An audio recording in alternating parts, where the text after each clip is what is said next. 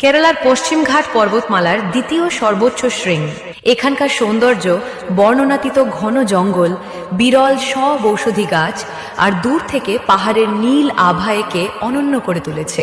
তবে এখানে যাওয়ার জন্য বন দপ্তরের অনুমোদিত প্রয়োজন হয়, কারণ এটি একটি সংরক্ষিত জীববৈচিত্র্য অঞ্চল এবং শহরের খুব কাছেই অবস্থিত আক্কুলাম লেক ও ব্যাকওয়াটার।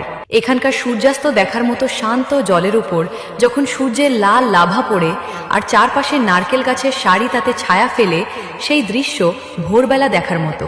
আর নদীতে বোট রাইডিং করে কেরালা ব্যাক ওয়াটার্সের প্রকৃত আমেজ পাওয়া যায় এবং এখানে পর্যটকদের ভিড় একটু কম থাকে। তবে এখানকার প্রধান আকর্ষণ হলো জলকন্যকা, একটি বিশাল পাথরের তৈরি মৎস্যকন্যার মূর্তি। গোধূলি বেলায় যখন সমুদ্রের ঢেউ এসে মূর্তির পায়ে আছড়ে পড়ে, তখন এক মায়াবী পরিবেশ তৈরি করে। সৌন্দর্যের মাঝে সময় কাটানো এটি একটি সেরা জায়গা। আর ভিডিওটি ভালো লাগলে অবশ্যই ফলো করে পাশে থাকবে।